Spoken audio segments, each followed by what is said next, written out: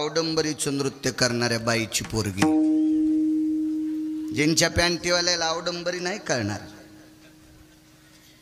स्टेजवर ठेका धरणाऱ्या बाईची पोरगी, हे कळतं ना? हे कळतं? किती किंमत देताल तुम्ही? उत्तर द्यायचं नाही, फक्त ऐकत राहायचं तुम्ही. संक्रांतीच्या दिवशी ज्या बाईच्या गळ्यात जास्त दागिने तिला हळद कुंकू देत असते का आचरणात जीवन जगणाऱ्या बाईला? जी जीवन आचरणात जीवन जगते तिला हळदी कुंकू देत असते.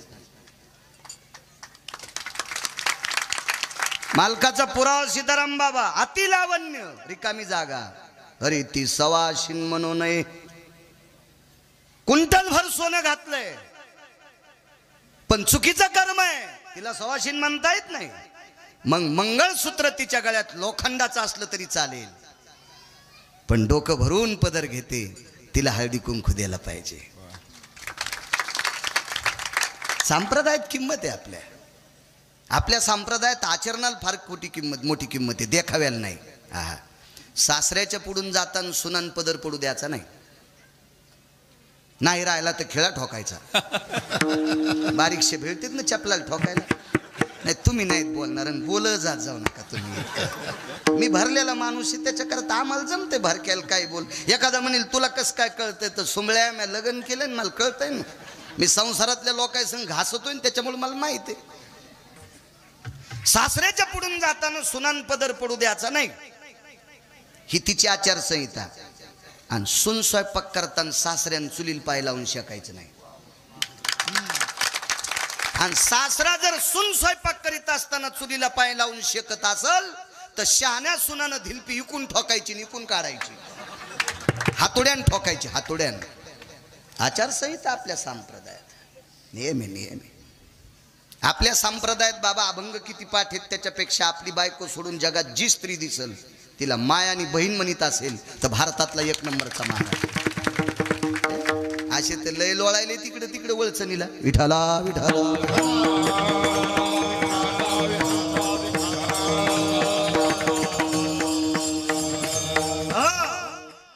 आवडंबरीचं नृत्य करणाऱ्या बाईची पोरगी, पण सुंदर होती. किती सुंदर, किती सुंदर. पुराणामध्ये 222 स्त्रिया सुंदर सीताराम बाबा, इतिहासात 6 स्त्रिया सुंदर, त्याच्यापैकी 4 हिंदूकडं 2 मुसलमानाकडं. सौंदर्य कोणाच्या बापाची जहागिरी नाही. परवाला आम्ही बार्शीला श्रद्धा हॉस्पिटलच्या ओपनिंगला होतो, म्हणजे वर्धापन दिनाला, 75वा वर्धापन दिन.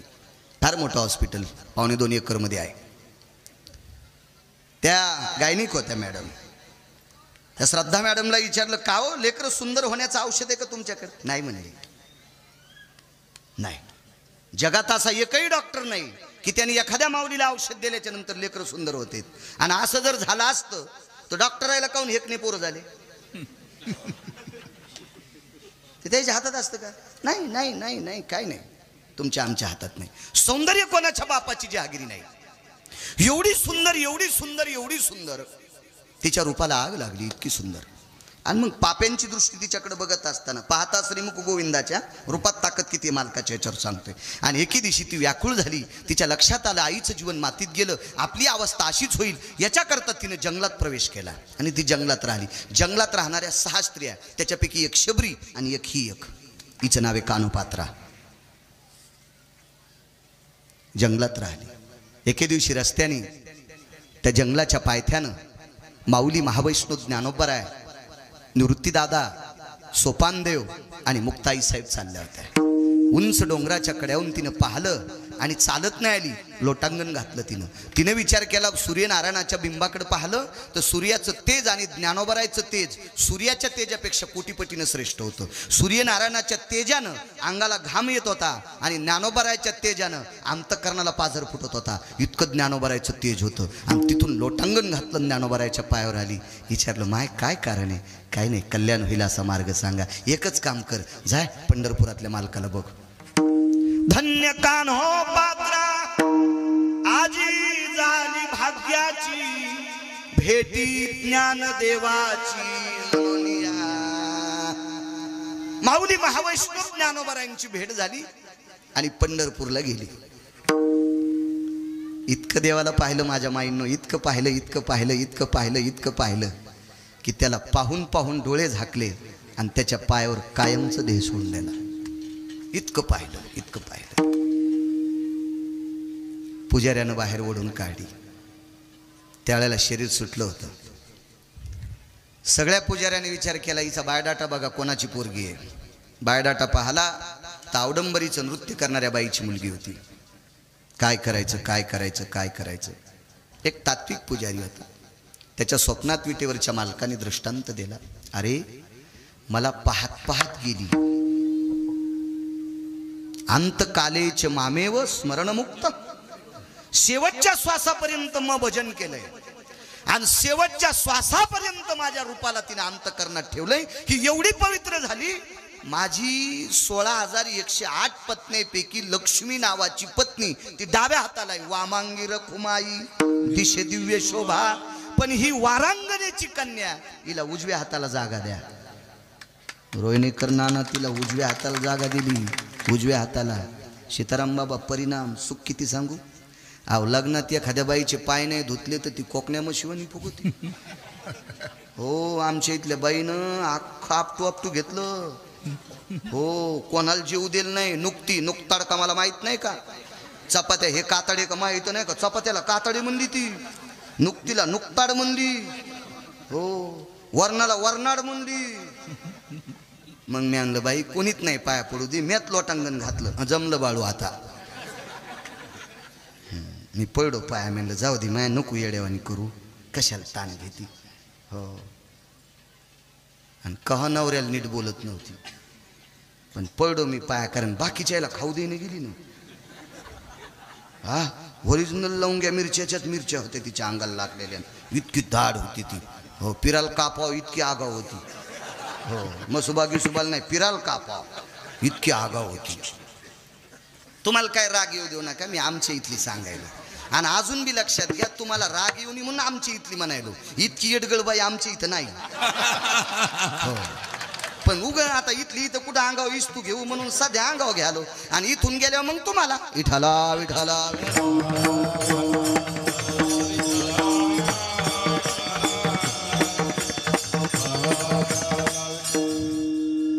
बाबा मी 250 ग्रंथ वाचिलेत गळ्यात शपथ. नवऱ्याला शिव्या देणाऱ्या पटपट ओळखीतो 10-15 जणी. पण काय होतं माहिती का, ह्या गावातली ज्वारी खावा लागती त्याच्यामुळे जपतो. नाही तर फटफट नावं घेतल्याबरोबर त्यानं उठाव 2-3 ला तर अटॅक यावा. हो अशा लगेच चेहरा पाहिल्यावर कळतं सासूला कोणती नीट बोलत नाही, नवऱ्याला कोणती खालीवरी बोलती. हे अशा लगे लगे लगे लगे त्या पाकच्या पण 7-8 जणी कळाल्या. झोपीत बितड अंगावर पडतील तुमच्या. झोपीत कीर्तन ऐकतात, नवऱ्याला नीट बोलत नाही. हा तुमचे पोरं तुमच्या झोपीत अंगुठे घेणार. म्हणली बाई मी जमीन गेली. नागपूरला अंगठा तपासला तुवाच होता. बाब्याला म्हणली कशी गेली, ते म्हणला झोपीतच घेतला. घरातल्या ज्येष्ठ लोकांचा अनादर करणाऱ्यांच्या पोटी हरामखोर अवलादी जन्माला येत असतात. विठाला विठाला.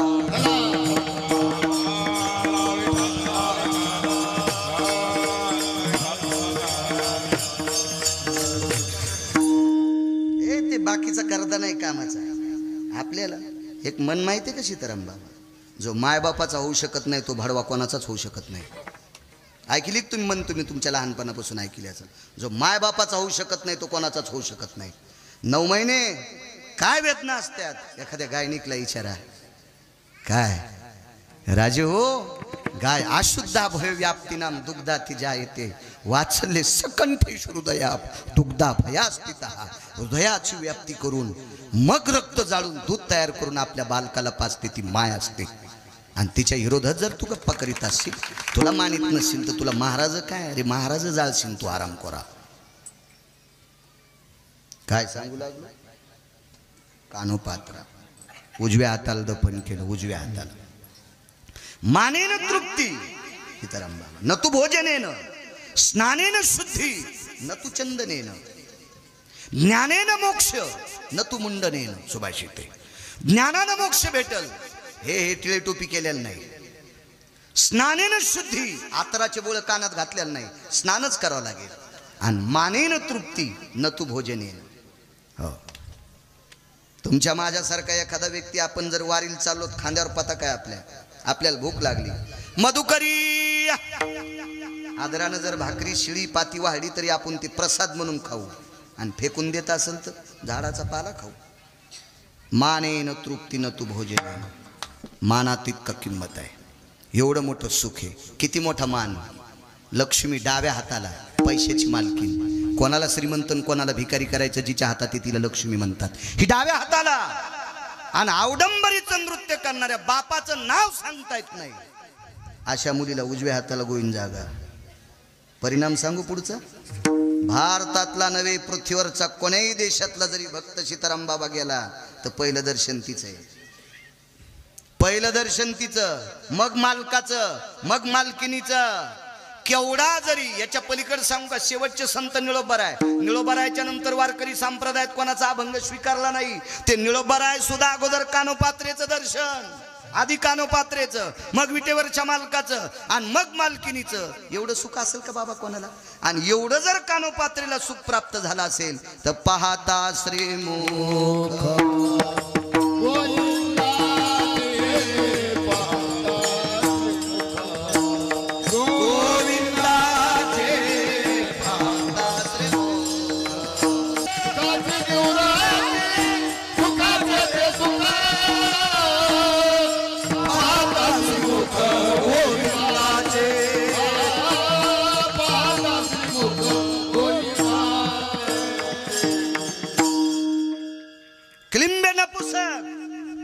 वेशेची कन्या कान्होपात्रा. सुख कशान बाबा? फक्त मालकाच्या मुख पाहण्यात. जगात एक नंबरचं सुंदर कट्ट होतं, त्याचं नाव आहे सुदर्शन सीताराम बाबा. आणि ते देवतेतले विद्याधर नावाची देवता. यक्ष किन्नरो गंधर्वो चारणो विद्याधर लोकबालो दिग्बालो चारुहासो परमहंसां सर्वदेवता विष्टा भवजायते ना सर्व विद्यां कृतुजन्ना शास्त्र संपन्नाति जायते व्यालाक्ष भयस्थितानां कृतुजन्याति भयानां मगधं पुण्यसारायं व्यालाक्ष श्रुतिशास्त्रेषु भयस्व भययनि कृतुजनि संगा व्यालाक्षानतिमि विद्विकामा वृष्णिर्भययति सुधि छन्दाना काल छंद भय व्याप्तिरो मिमं कृतुजन्याति जयो. एवढा मोठा अधिकारी विद्याधर. विश्वात एक नंबरचा सुंदर, मदनापेक्षाही सुंदर. मदन हा रतीचा पती. आणि मदन नाव कधी पडलं? द्वारकाधीश श्रीकृष्ण परमात्म्याला 16,108 पत्न्या, लक्ष्मीचा पहिला पुत्र, त्याचं नाव मदन. शंभरासुर नावाच्या राक्षसाने दसऱ्याच्या दिवशी हरण करून समुद्रात टाकला. याला मदन म्हणतात. मदन जगात एक नंबरचा सुंदर. आणि हा मदन होळीच्या दिवशी फुकला होता. भगवान शिवशंकरानं जरा नाटकं करू लागला म्हणून होळीच्या दिवशी फुकला. त्याला हुताशनी पौर्णिमा म्हणतात. आणि हाच राजस सुकुमार मदनाचा पुतळा. याच्या हजारो पटीनं सुंदर सुदर्शन होता. सुदर्शन त्याचं नाव आहे. आणि विद्याधर नावाचा देव. माणसाला एखादी गोष्ट प्राप्त जर झाली तर ती दुसऱ्याला हसण्यासाठी नसावी. आपल्याला 1 कोटी रुपयाची गाडी असावा, आपली गाडी रस्त्यानं चालावा, रस्त्यानं चलत असताना पाऊस पडलेला असावा, रस्त्याला खड्ड्यानं पाणी भरलेला असावा, आणि गाडी चलत असताना गाडीच्या मालकाने ड्रायव्हरला सांगायचं आपल्या गाडीच्या टायरानं उडालेलं पाणी रस्त्यानं चालणाऱ्या गरीबाच्या अंगावर जाऊ देऊ नको, देव तुला विमानात बसवील. आणि तुझ्या गाडीच्या टायरानं जर दुसऱ्याच्या अंगावर धूळ घालशील आणि पाणी घालशील तर दुसऱ्या जन्मात तुला ट्रॅक्टरला गिरीस घालायला लाईन देऊ. त्याच्यासारखा रगील जगात कोण नाही. देवासारखा गुंडन लक्ष्मीसारखी चंचल कोणीच नाही. नादीच लागायचं नाही दोघायच्या. रावणा इतका गुंड होता का सीताराम बाबा कोणी?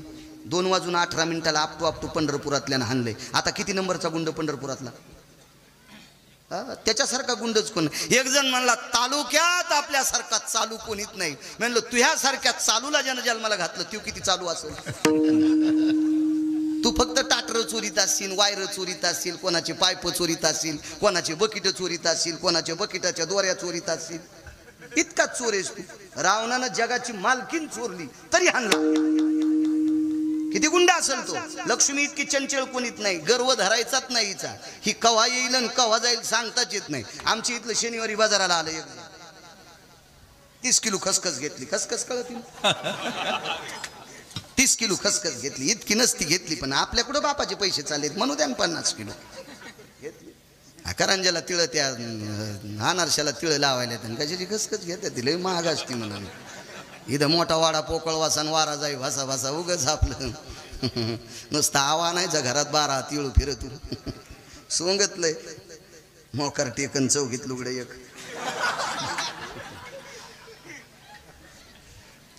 खाती की गालन ना हाती की बाल लगेच कळत असते पण तुम्हाला नाही. पुन्हा सांगायलो वारंवार हे आम्हाला काय सांगू लागलं. गुंड खसखस गुंड 30 किलो घेतली आणि शनिवारी पहाटच आलो दुकान ते उदबत्ती लावू लागलं. खसखस द्या लगेच पैसे त्यानं उदबत्ती ठेवून दिली. व्यापारी लोक जरा मग पद्धतशीर असते मस्त असते. हो तोटा घेणार पण आयटीत म्हणतो घ्या तोटा. हा त्याची 13 कोटीची दुकाने सोंगळ्या चालला उजडायला तोटा मागायला. वजनातच बोलत येतं आपले लोक वजनातच. त्याच्यामुळेच यायचे वजन कवा बी पंक्चर. 30 किलो खसखस बर टाक रे टाक गाडीत टाक. आता हमाल होतं ते त्याचं कामच आहे. त्यानं ती गाडीत खसखशीचं पोतं टाकलं. मालक शनिवार दिवस आहे बवणीचा आहे आमची 4 आणे देऊन टाका. तुला कळत नाही का मी कोण आहे म्हणून. पहाट पहाट तोंड घेऊन पैसे मागायला. काही काही माणसं लई शहाणी 7 दिवस मजुराकडून काम करून घेते आणि बाजाराच्या दिवशी बाई दादा कुठे ते आता शिवला गेले त्याचे बुट तर घरीच आहेत ते मायात चपला घालून गेले. तुला बी फिरायला कापावा आणि तू ह्या दादाला बी सटवायला कापावा. 7 दिवस काम करून घेतील दादा मधात बसलेला असला तरी म्हणती शिवला गेले. हो काय काय लोयच आगाव. मी पहिलं काम करीत होतो महाराज त्याच्यामुळं माहिती मला. हे आता मग बरं झालंय. हो आता बी काय नाही इतकं बरं. मी भिकारीचे फक्त स्टँडर्ड भिकारी. रोज 75% बाहेर खातो याच्यात इतकं काय मोठाडपणे. विढाला विढाला विढाला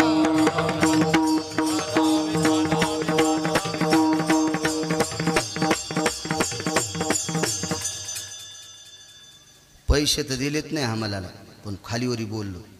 महाराज घरी धसकाटाला कसपट समजायचंच नाही. धसकाटाला कसपट कवा कळतं माहिती आहे का. नाना जेव्हा पायात घुसतं का बम पाय फोगला डॉक्टरनं कापायचे 27,000 घेतले. बायको म्हणली माय ते सोयाबीनचे पैसे कसपटातच गेले.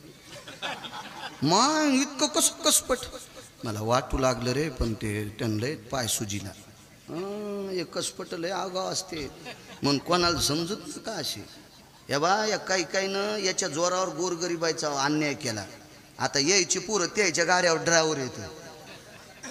दर 35 वर्षाला निसर्ग बदलत असतो. जरा हिशाबात जीवा ठेवल्या पाहिजे. कोणाला बोलत असताना जरा लायकी ठेवली पाहिजे. नाही बोललं पाहिजे काही बी. सीताराम बाबा ते हमाल होतं त्यानं काय नाही केलं फक्त दाभण टोचलं खसखशीच्या पोत्याला. हो ना देवलेकर बाप्पा नुसतं दाभण टोचलं दाभण दाभण टोचलं. आणि बैलगाडी गिरगावला आली. गिरगावला आल्याच्या नंतर घरच्या गाड्याला म्हणलं ते पोतं टाक मधात. तुला माहिती आहे का खसखस काय छटाक येतं. 30 किलो आणली. ते म्हणलं मालक कटाचे. गिरगाव पासून शेलू पस्तोर सीताराम बाबा बॅटऱ्या लावल्या. पोत्यात एक दाना नाही रस्त्यानं दिसलीच नाही. हिच नाव लक्ष्मी. बापू कवा जातीन कवा येती मेळ लागत नाही. रंकाचा रावण रावाचे लंक लय जणायला फुकून दिलं लय जणायचं भलं केलंय. तिच्या नाही विरोधात जायचं. तिचंच नाव लक्ष्मी. काही गोष्टी आल्या हिशोबात चाललं पाहिजे. 3 जिल्ह्यात एक पैलवान गाजला. मला बोलत होतं चांगलं ते 3 जिल्ह्यात गाजला. पण 4थ्या जिल्ह्यात एक पैलवान गाजला. ते म्हणला महाराज 3 जिल्ह्यात पठ्ठ्याचा हात धरायला कोणीच नाही पण 4थ्या जिल्ह्यात जन्माला आले त्याची सोय पाहायची. म्हणलं बघ ना उका ते बस ना काय ताण घेतो. आता 3 जिल्ह्यात गाजलात ना बस करणं का सारा महाराष्ट्र तूच बांधून घेतो. नाही नाही म्हणला त्याची दाखवायची ऐकच ना. गेलं तिथं गेल्यावर 2-4 शिपरुटा असतील. जरा जोरा पैसे असले की भंगिरे कोणाच्या मागे शेपटी आली. तिथं चांगल्याचे बुट उचला हराम खोरायच्या चपला कशाला उचली तर. विढाला विढाला विढाला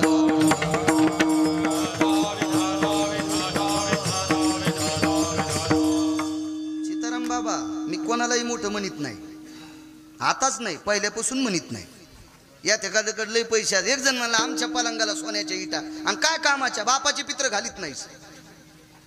कावळा उठिला नाही सोरी जाऊन तू ह्या इटा काय कामाच्या सोन्याच्या, कोणाला मोठं म्हणायचं नाही. काय काय लय त्यानं माझ्या खांद्यावर हात टाकला, तुला दाबायसाठी टाकलाय, कशाला मोठं म्हणायचं त्याला. तुम्हाला एक माहिती आहे का सीताराम बाबा, झाडाखाली सोयाबीन वाळत नाही पण शेंग लागत नाही, झाडाखाली कापूस वाळत नाही पण बोंड लागत नाही, झाडाखाली ऊस वाळत नाही पण पेरं वाढत नाही, मोठाले झाडं बारकाल्याला मोठंच होऊ देत नाही, आणि तरी या भडव्याला तुम्ही मोठं म्हणता. अद्याप नाही, कोणालाही मोठं म्हणायचं नाही, कोणाला मोठं म्हणायचं नाही, आणि कोणाला तुच्छही लेखायचं नाही. आपण आपल्या गरुडाचे पंख पाहून चिमणीनं उडणं बंद करायचं का? गरुडा असा उडू लागला की त्याच्या उड्डाणानं झाडाच्या फांद्या मोडल्या, चिमण्या खाली बसल्या. चिमण्यातली एक म्हातारी चिमणी आली, म्हणली बाई तुम्ही काऊन बसल्यात? पाहणं गरुडाचे पंख त्यानं फांद्या मोडल्या, येड्या आहेत तुम्ही. गरुडानं गरुडाच्या महिमेत उडावा आणि चिमणीनं चिमणीच्या स्वाभिमानात उडावा, तिचं नाव चिमणी असते. गरुडाला घेऊन आपलं उडणं बंद करायचं का? नाही, कोणाची निंदा करायची नाही, आवाज तो कोणाची स्तुती करायची नाही. पांचटाची निंदा अथवा स्तुती करावी देवाची, कीर्ती मानवाची गाऊ नये किंवा वर्णू नये, इतराची स्तुती आम्हा ब्रह्महत्या. ऐका पंडित जन तुमचे वंदितो चरण, नका करू नरस्तुती माझी परिसावी विनंती. हे भंगिरेची स्तुती करायची नाही आणि चेष्टाही करायची नाही. इतराची चेष्टा हे तो खाणे लागे विष्टा, घाण खाल्ले इतकं पाप दे हुतल्या मालकांनी सांगितलं. दुसऱ्याची चेष्टा निंदा तर करायचीच नाही. ज्या गावात निंदा करणाऱ्यांची संख्या जास्त झाली त्या गावात ती लक्ष्मी शीन होत असते. म्हणून निंदा करणाऱ्यांच्या सानिध्यात कमी बसायचं. विठाला विठाला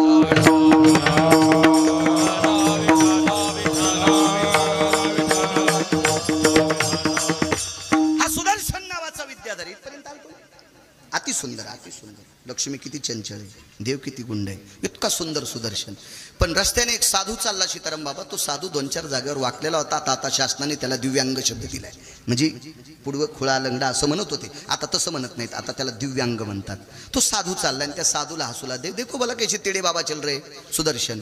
तर त्याच्या मित्र हुशार होता. त्याच्या मित्रांनी सांगितलं, अरे दादा तू हसू नकोस, तो बिचारा वाकलेला आहे, त्याला देवानं तसा जन्म दिलाय तो का? अरे पण बघ ना म्हण. अरे पण त्याच्या गळ्यात माळा पाय, गोपीचंद पाय, गंध आहे, साधू आहे, वेदाचे सूत्र, शास्त्राचे सूत्र, पुराणाचे सूत्र घोकत चाललाय, रामकृष्ण नामाचा टाव फोडतोय, एवढा मोठा वारकरी आहे, आणि त्याला ऊन लागू नये म्हणून सूर्य ढगाच्या आडंगी गेला. इतका साधू अधिकारी, त्याला ऊन लागू नये म्हणून सूर्य ढगाच्या आडंगी, किती मोठा अधिकार. तरी पण हरामखोर माणसं कोणालाही हसतील. तुम्हाला एक माहिती आहे का, ज्याला उजीड सहन होत नाही ते सगळे बटन दाबून लाईट बंद करणार, आणि बटन दाबून लाईट बंद नाही झाला तर दगड हाणून फोडणार. हा स्वभाव असतो काय काय नालायकाचा. तसा सुदर्शन इतका नालायक, इतका नालायक, जगात एक नंबरचा सुंदर होता तो. आणि त्या महाराजाला हसू लागला. बरं हसला नाही, महाराजाला ढकलून दिलं. तर महाराज होते. मोठी माणसं शक्यतो सर्वसामान्याच्या नादी लागत नाहीत. त्या महाराजानं शाप द्याला असता तर याचा शनात बुक्का झाला असता. पण त्यांच्या लक्षात होतं आपण एवढ्या मोठ्या माणसानं याला शाप देणं, काय याला मोठं करायचं, अद्याप नकोय. पण पुन्हा एकदा ढकललं. सीताराम बाबा साधू म्हणला काय? साधू त्याला काय नाही म्हणला. साधू पंढरपुरातल्या मालकाला भांडला. किती भांडला सांगू का? पंढरपुरातल्या मालकाला म्हणला, देवा मी तुझं भजन करतोय, तुझं भजन करून जर नालायक आम्हाला त्रास देत असतील तर तू आमच्यासाठी मेला का? आम्हा गांजी जन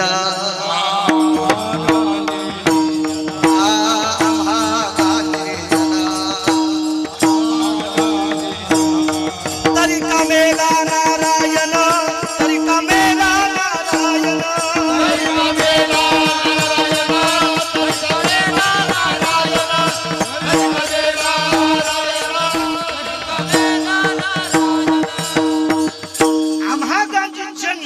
मेला नारायण. आम्ही जना भ्यावे तरी का न लाजे देवे.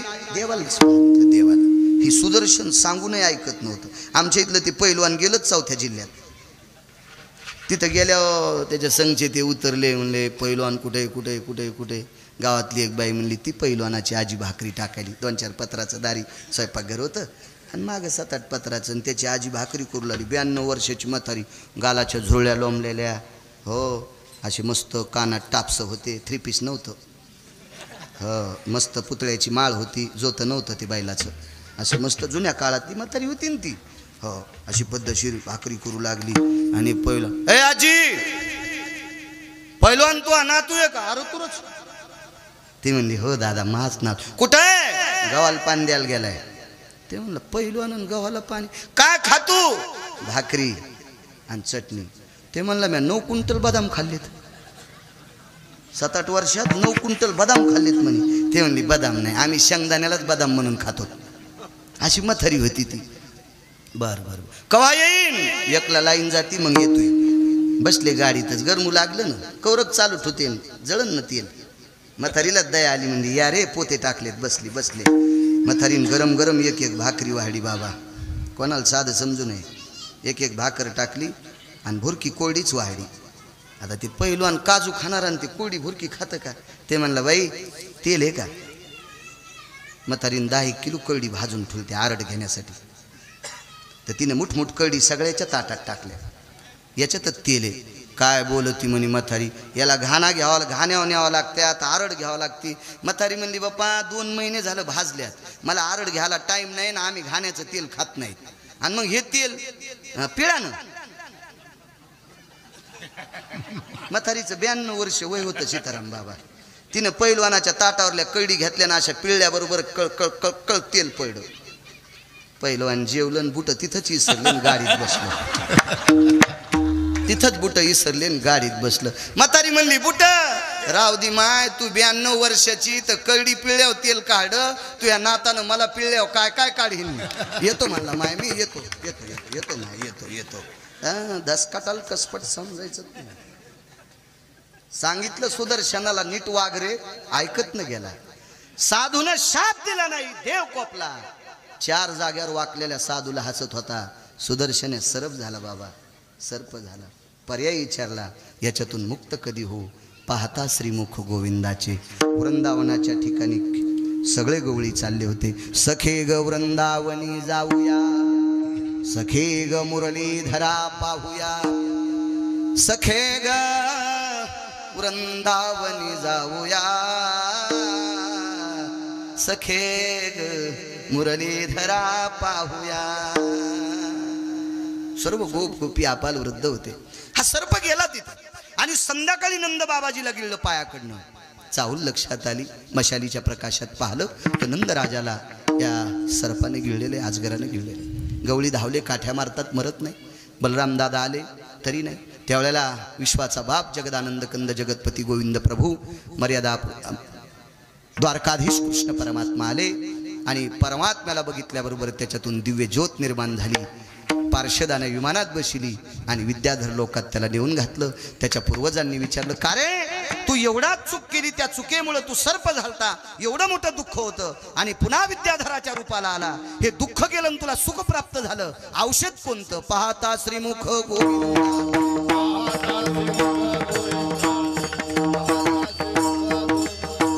सुखाची निवृत्ती सुखाचे ते सुख,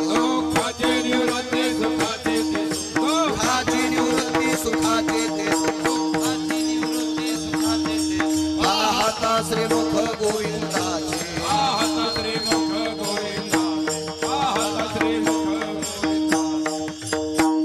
10 मिनिटात एक पुरावा सांगून पूर्णविराम करतो. 1 वाजला, एवढा मोठा समाज जेवायचा आहे.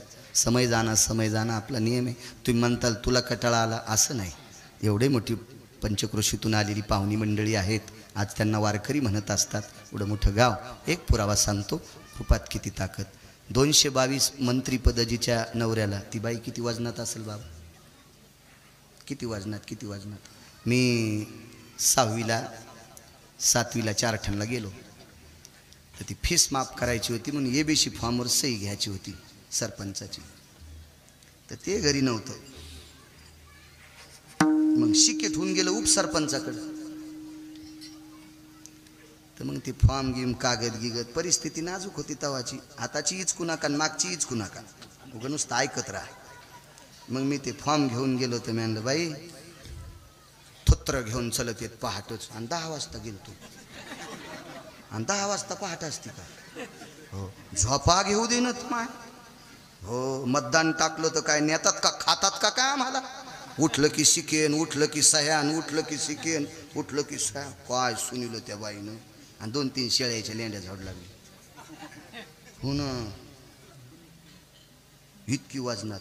तर 222 मंत्रीपदजीच्या नवऱ्याला ती किती वाजनात असेल बाबा? तिचं नाव होतं शेची. आणि तिच्या इथे एक महाराज गेलं. ते 6व्या क्रमांकाचा संन्यासी, 1 नंबरचे संन्यासी मारुतीराय आणि 6व्या क्रमांकाचे संन्यासी देवर्षी नारद। एक जण म्हणला मारुतीरायला 1 नंबर कस काय द्यायला, सुंबळे आहेस का काय रे तुम्ही, तुला आकलीचा कांदा आहे का? मारुतीराय 19 संन्याशीपैकी 1 नंबरचे का? मारुतीरायचे इंद्रिय आईला पण पाहता आले नाही, नैष्ठिक ब्रह्मचर्याचा कासोटा होता म्हणून 1 नंबरचा संन्यासी। ज्याच्या इंद्रियाचं दर्शन कोणी घेतलं नाही त्याला 1 नंबरचा संन्यासी।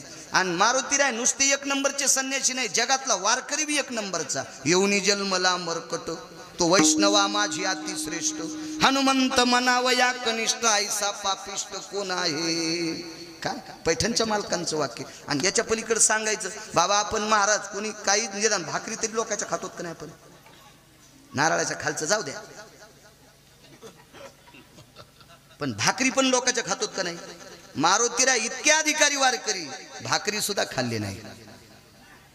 केवळ वनीचे वनचर पाले खावीर वानर, चारी मुक्ती त्यांच्या किंकर सवे सुरवर वंदिती।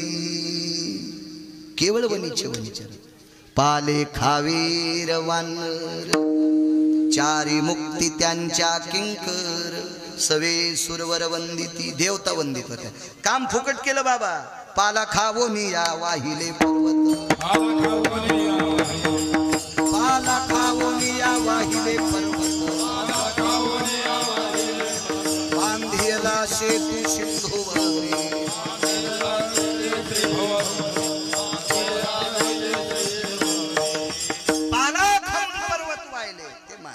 अधिकारी लोक होते महाराज। 6व्या क्रमांकाचा संन्यासी आले, बाईनं आदर केला आणि नारदाने विचारलं बाई खुशाले?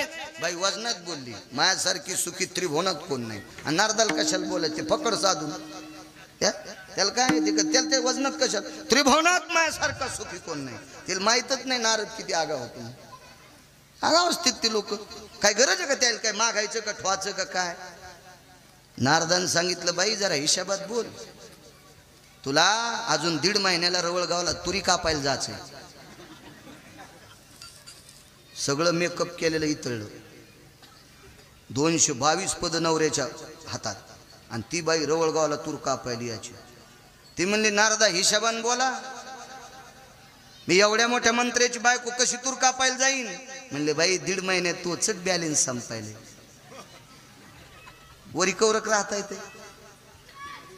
पुण्याची पावटी सवेची इंद्रपदाची, येऊ लागती माघारे बराशी खांदायला, खाली यावं लागतंय। एक जण 1.5 कोटीच्या गाडीत बँकेत गेलं, काळे कपडे घातलेले 2-3 फुगराट त्याच्या संग दरुजे उघडायला, ते काळे गंडीन गिंडीन दोरे हो भोने आईला सोड्याले हाल्यावानी संग 1-2 माणसं असे काय केले ना दासतो, असे डुकर संकट व्हायचा उगा आपली टेकन चोमाळ्या गप्पा आपल्या, ते दरुजा उघडणं तीन लोक असे बाजूला सरकले। पण मॅनेजर लई हुशार असते, त्याची गेंड्यापेक्षा कडक त्वचा असते।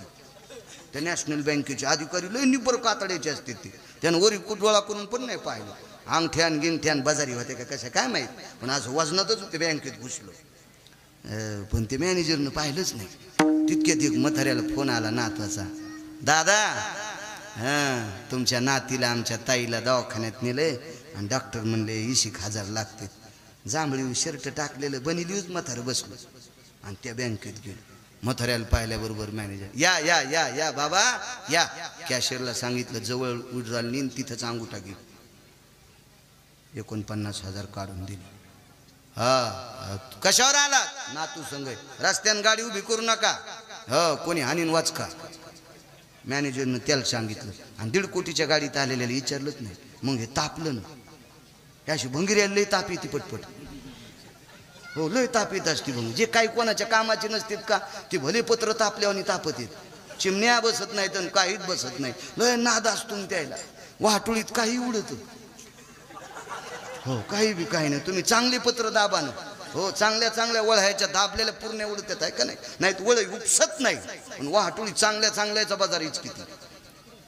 हे म्हणला मॅनेजर साहेब, ते म्हातारं त्याचे पाय ते म्हणजे दारे धरून आले ना, खांद्यावर खोऱ्याचा चिखूल लागलेला होता, आणि मला बोलणं काय नाही म्हणजे तुमचं काय काम आहे सांगा. म्हाताऱ्याला 49,000 दिले हो, त्याला धरणातले पैसे आलते आणि 20 वर्षापासून आमच्या बँकेत टाकले तर याचा सगट 27 कोटी आहेत त्याचे इथं जमा. आमचे तुमच्या खात्याला पॅनल्टी लागून 0 झाले खातं.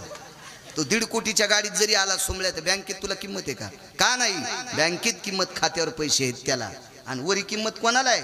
ज्याच्याकडे पुण्य आहे त्याला. बाई तो पुण्य संपणार 1.5 महिन्याला, तुला रवळगावला तूर कापायला जायचं. किती घाम आला असेल पोरो, आहे का नाही? लाजा वाटलं पाहिजे तुम्हाला. त्याला वाटलं बराच आम्हाला चोंबाळायला. नाही मला नाही ना तसा चोंबाळायचा. ज्याची माय शेतात काम करते त्यानं 90,000चा मोबाईल घ्यायचा नाही. लाज वाटलं पाहिजे. लाज लाज लाज वाटली पाहिजे. लाज. ज्याचा बाप राब राब काम करतो त्याच्या एक लक्षात घ्या, शाळेत जरी जात असाल तर रविवारी घंटाभर का होत नाही माईचा घाम पाहत जा, बापाचा घाम पाहत जा. म्हातारपणापुस्तोर चांगले जगतान. जे माईचा आणि बापाचा घाम पाहत नाही का सीताराम बाबा, हे लगाम सुटलेल्या घोड्यासारखे बोंबलतील. हा, कोण्या दिवशी काय वाटूळ येईल सांगता येत नाही राजू. हो, घरच्याची कदर करा. सगळ्यात मोठं दैवत कोणतं असेल ते मायबाप आहेत. त्याच्यासारखं श्रेष्ठ दैवत जगात कुठलंच नाही. रंगनाथ गुरुजी परभणीकरांचं एक वाक्य होतं, आनंद आखाड्याचा संन्यासी गावाकडे आला ना, माय गेली. माय गेल्याच्या नंतर माईच्या अंत्यविधीला मशानभूमीत आईचं प्रेत पेटून दिलं सीताराम बाबा. आणि आईच्या जळत्या प्रेताला प्रदक्षिणा घातल्या आणि तोंडातून आवाज निघला, माय तुझ्यासारख्या पवित्र रानावनात काम करणाऱ्या माईच्या पोटी जन्म झालाय ग. आता पुन्हा या गावातलं पाणी पिता येत नाही. जाता जाता दर्शन दिलं. जळत्या चितेतून हात बाहेर आला आणि पोराच्या हातात हात द्याला. हे जगातलं एक दैवत आहे ती फक्त माय. त्याच्यापेक्षा मोठं दैवत कुठलं नाही. नानाला माहिती आहे पाठीमागं मारुतीरायचं मंदिर आहे. गडबडीत लांब जायचं असेल टकले अण्णा तुम्हाला माहिती आहे, कधी कधी मारुतीरायचं दर्शन चुकेल. पण माईला माय येतो म्हणलं नाही, दिवसच उजाडा नाही. दिवसच उजाडा नाही. म्हणून 5,169 गाव एकदा गेलेले पाहिले.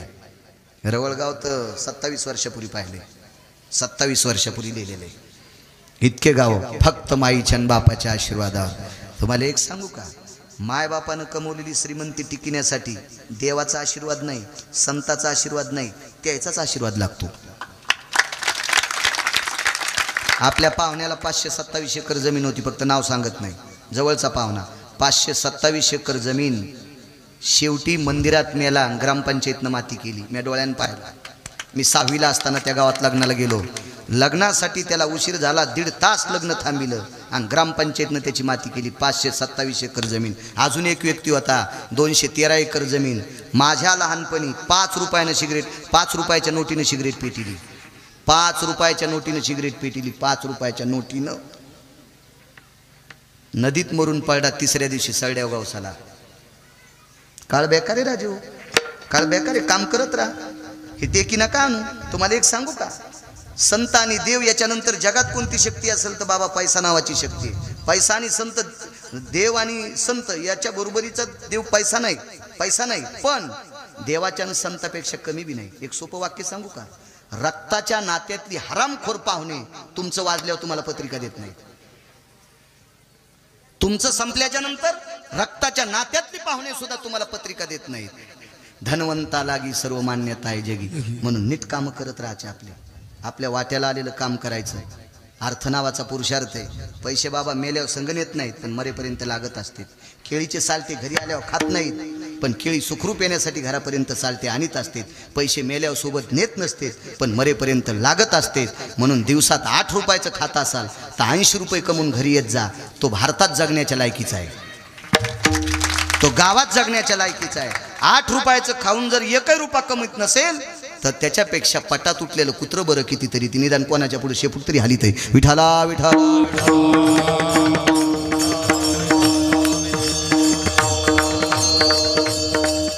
बाईला घाम आला बाबा. नारदाच्या चरणावर लोटांगण घातलं. सांगा कायमचं सुखाचे ते सुख. आता नुसतं सुख नाही, देवाचं मुख बघितल्यावर नुसतं सुख नाही बाबा, सुखाचंही सुख. एवढा पुरावा ऐकायचा आणि मग आपण पूर्णविराम करू. तर मालकिनीने विचारलं, तिचं नाव आहे शची, मुलाचं नाव आहे जयंत, मुलीचं नाव आहे जयंती. काय वैभव, सोन्याची पुरी राहला, अप्सरा रंभे आयशा नाचणी, उर्वंशी तिलोत्तमा मेनका. आपण तरी काचातल्या बाया पाहतो, टीव्हीतल्या काचातल्या, त्याच्याकडे रंभे आयशा नाचणी. काय वैभव असेल. चिंतामणीच्या सडका होत्या, कल्पतरूची उद्यान होती, कामधेनूची खिल्लार होते, एवढा मोठा वैभवशाली. आणि त्याच्या बायकोला तूर कापायला याचे अण्णा रवळगावला. असा घाम निघला असं, नारदाचे पाय धरले, महाराज उपाय, जाय त्या मालकाचं मुख पाय. कुठे मालक? गोकुळात आहे. अनाया नावाच्या गवळ्याची पत्नी राधा म्हणून खाली जन्माला आली, आणि अनाया नावाच्या गवळ्याची तर अदृश्य स्थितीतला संसार. ते काय असा देखाव्यातला नाही, उगा निमित्त मात्र. आणि देवाला पाहण्यासाठी पाण्याचं निमित्त. मिश पानियाचे गोविंदाची चट, जरी दांजून भरलेला असला तरी रिकामा करायची. भरला उलंडोनी रिता करी घट, भरलेला रिचून द्यायची. सासून म्हणूच नाही, रांजून भरला तरी कुठं निघाली. सासून रानात पाहिलं की रांजून रिकामा, हीच रिकामा करीत होती. आणि त्याला पाहत होती. इतकं पाहिलं, इतकं पाहिलं, इतकं पाहिलं, इतकं पाहिलं की हिच्या पाहण्याचं कर्ज त्याच्या डोक्यावर पडलं आणि त्याची मान वाकली. ब्रह्मांडाचा धनी तो संती केला ऋणी, तो संती केला ऋणी, ब्रह्मांडाचा धनी. देवावर कर्ज करायचं असेल तर पैशाने नाही, देव पैशाने विकत घेताच येत नाही. पैशाने विकत घेतला असता त्या ढवळ्या कपड्यावाल्यानं भांडे घासायला तुला असता. नाही नाही नाही, ते पैसे त्याचे पायी घाला मिठी, मोलने घे जग जेठी, भावा एकासाठी खांदावाई आपल्या. देवा कारणे भाव तस्मात, काही नलगे एक भावची कारण. तुका म्हणे आन विठोबाची, थोर प्रेमाचा भुकेला, हाची दुष्काळ तयाला. देवाला फक्त भाव लागते, श्रद्धेनं तो प्राप्त होत असतो. आणि तितक्या श्रद्धेनं विश्वाच्या मालकाला डोळे भरून पाहिलं. इतकी पवित्र झाली बाबा, इतकी पवित्र झाली. तर पवित्र वस्तूची संगत सगळ्याला करा वाटते. चंद्राच्या सूर्याच्या लक्षात आलं हिची संगती कधी होईल. आता ही स्त्री इतकी तेजस्वी आहे, आणि एवढ्या तेजस्वी स्त्रीपाशी माणसानं जावं कसं, इतकी सामान्य गोष्ट आहे का? बाईच्या वस्त्रात ताकद किती सांगतो तुम्हाला. नारी की निंदा मत कर यारो, नारी रतन की जिस नारी से पैदा हुए. हा, इतकी पवित्र, इतकी पवित्र. माझ्या माईंनं तुम्हाला एक सांगतोय, तुम्हाला इतके मी दगड टाकलेत ना, तो माझा स्वार्थ आहे. कारण मी ज्या संप्रदायाच्या नावानं भाकरी खातो त्या संप्रदायानं तुम्हाला श्रीमंत पदवी दिली, राज्य, राणी व संपत्ती. या देशातली सर्वोच्च संपत्ती कोण आहात तर तुम्ही आहात. म्हणून भंगीरेचं ऐक जाऊ नका ना. ज्ञानोबाराय तुकोबारायची मतं ऐका ना.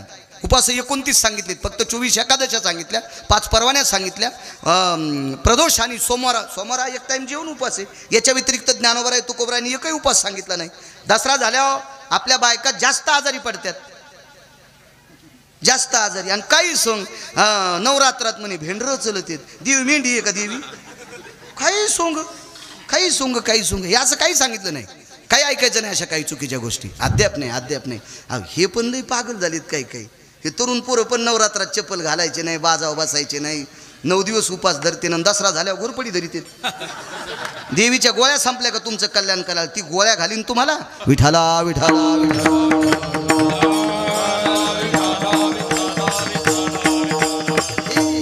बसरायचाच जास्त होत आलाय. जे असं सोंग करतात काय, सोंगाड्याचंच जास्त होत. हेच सोंग नाही चाल. येथे नाही खोटा चालत परिहार, जानशी अंतर पांडुरंगा, हे तर खोटं नाही चालत. काय सांगत होतो, इतकी पवित्र झाली. स्त्रीचं वस्त्र किती किती किती तेजस्वी, जास्त अडचणीत हात घालीत नाही, इचून निघते.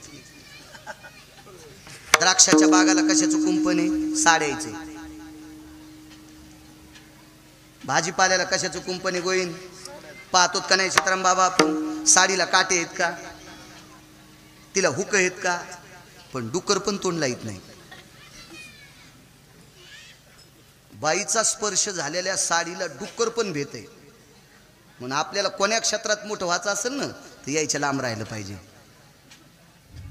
ते राजकारण असो, तो व्यापार असो, ते वैद्यकीय क्षेत्र असो, ते आध्यात्मिक क्षेत्र असो, ते शेती क्षेत्र असो, यांच्या पार अलिप्त राहिलं पाहिजे. यांना जगदंबा समजून राहिलं पाहिजे. सूर्यानं चंद्रानं विचार केला, एवढी पवित्र स्त्री आपण जवळ जाऊ कसं, आपली काय टप्पर आहे, काय मायव्याली आपली, आपली हिंमत आहे का तिच्याकडे जाण्याची, करावं काय, करावं काय, करावं काय. इतकी इतकी इतकी त्यांनी विचार केला.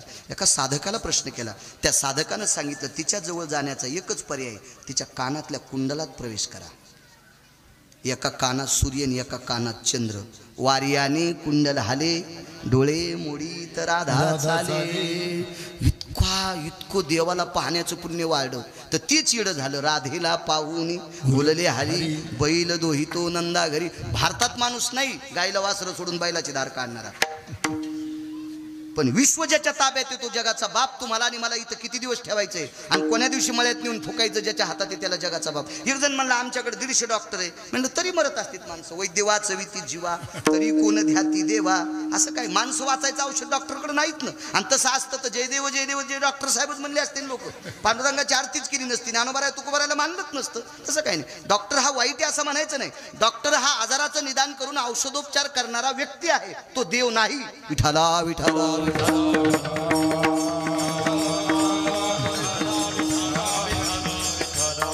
चंद्र आणि सूर्य तिच्या कानात. ते देव वेडा झाला, देव वेडा झाला. एके दिवशी विश्वाच्या मालकानं राधेच्या जवळ गेले आणि राधेला सांगितलं, राधे तुला काय देऊ? काय देशील देवा? 222 मंत्री पद जिच्या नवऱ्याला आहे त्याची बायको आहे मी. अमरपुरीचं वैभव भोगून आलेली बाई आहे. याच्या पलीकडे काय देतो? वैकुंठ देतो, नकोय मला. सत्यलोक देतो, नकोय. शिवजीला सांगून कैलास देतोय, नकोय नकोय. काहीच नको, काहीच नको. राधे काहीतरी माग ना.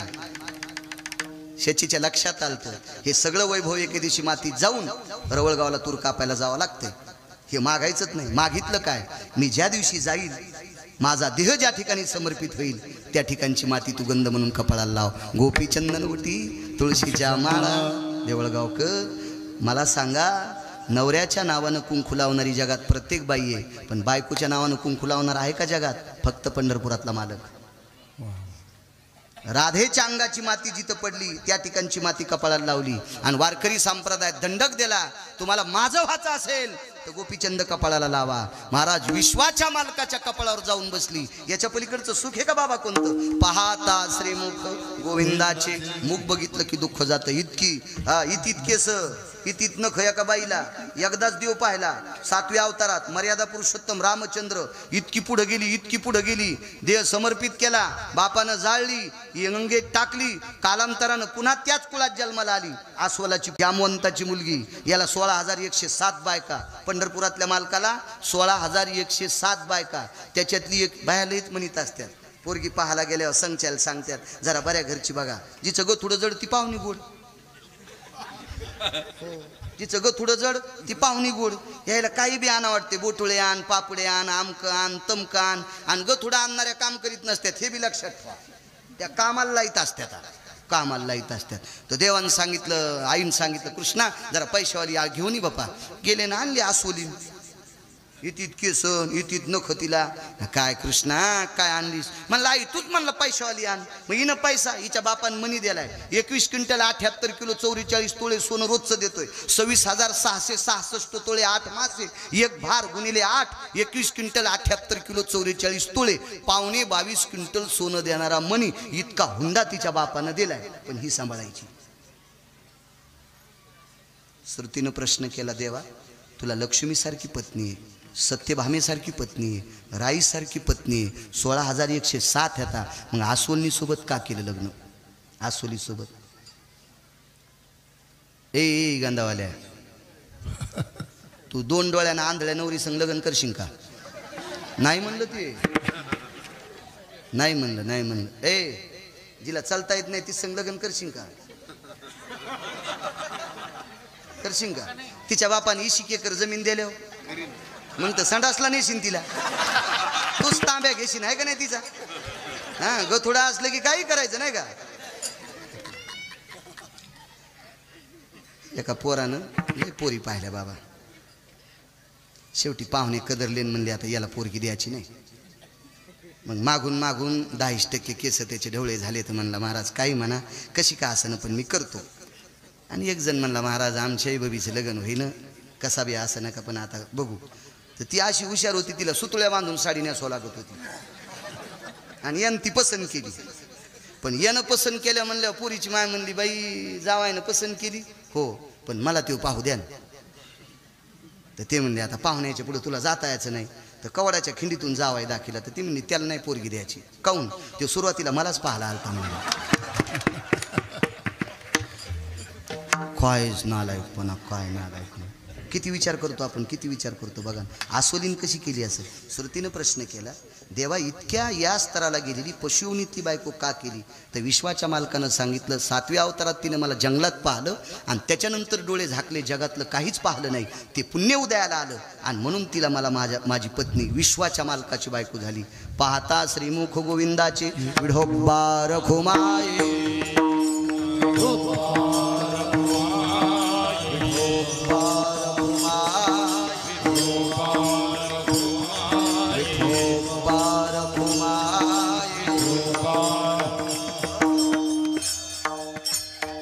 विश्वाचा मालक मथुरेत जन्माला आला. नंदाच्या घराला मजनेई गोकुळाला, माया उपजली तेथे ठेवी मजानी येथे. मनशी रक्षपाळ तेम्या मोहिले सकळ, उचलिला कमळापती पायीची बंधनी गळते. मंद मंद पडे पाऊस वरी शेषानं छाया धरली. विटेवरच्या मालकाला चिमुकल्या कृष्ण कन्हैयाला सुपात ठेवलं आणि मथुरेतनं सुपात मग गोकुळात घेऊन जात आहेत. मध्ये यमुना नावाची पवित्र गंगा लागली. 300-350 तीर्थापैकी एक तीर्थ आहे. कृतांताची बहीण आहे, काळाची बहीण आहे. यमुनेच्या पात्रात प्रवेश केल्यावर पुर चढला आचाट, त्याशी लाविला अंगुष्ट. दुभंगली यमुना माई त्रुंब भरलेली नदी अशी दुभंगली. जुन्या बायका अशा मधनं भांग पाडतात अशी दुभंगली. आणि पहिलं तीराला गेले 4 दरवाजे, गाय दरवाजा, बिदी दरवाजा, पान दरवाजा, महादरवाजा, 4 दरवाजे. त्याच्यापैकी रात्री 9 लाख गायी होत्या नंदराजाकडे. आई तुझा मी एकुलता एक, गायी राखीतो 9 लाख. गायी राखून झिजली नख, मला जीव घाल. यशोदे घराकडे चाल ग, मला जीव घाल. म्हणजे 9 लाख गायी होत्या. आणि 9 लाख गायी ज्याच्याकडे त्याला जमीन किती असेल, तरी पण रात्री 1 वाजता गाईला वैरण टाकत होते. उद्योगम वर्धनते लक्ष्मी. जितकं जितकं काम करताल का तितकी तितकी तुमच्याकडे लक्ष्मी येईल. जितकं जितकं तुम्ही आळस सांगावर घेताल का तितकी तितकी तुमच्याकडची लक्ष्मी पळून जाईल. कधी बी लक्षात घ्या. असं समजू नका मोठी लोक काम करत नाहीत, रात्रंदिवस त्याला झोपा नाही, म्हणून ती मोठी मोठी होत राहतात. आणि आपण मोठालेचे माप काढतो म्हणून आपण भिकारी होतो. विठाला विठाला विठाला.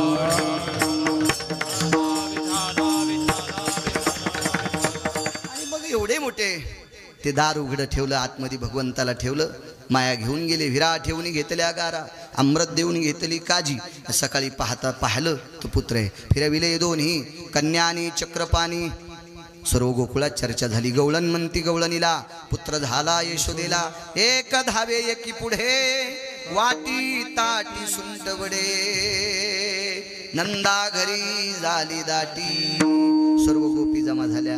नंदानं नाना प्रकारचा दान धर्म केला. नंदजी को पुत्र भयो जय कन्हैया लाल की. नंदजी को पुत्र भयो जय कन्हैया लाल की. हाती दिने घोडे दिने दिने दिने पालखी. हाती दिने घोडे दिने दिने दिने पालकी. नंदजी को पुत्र भयो जय कन्हैया लाल की. दान धर्म केला. गोपी जमा झालेल्या आहेत. बघता बघता देव रांगू लागले.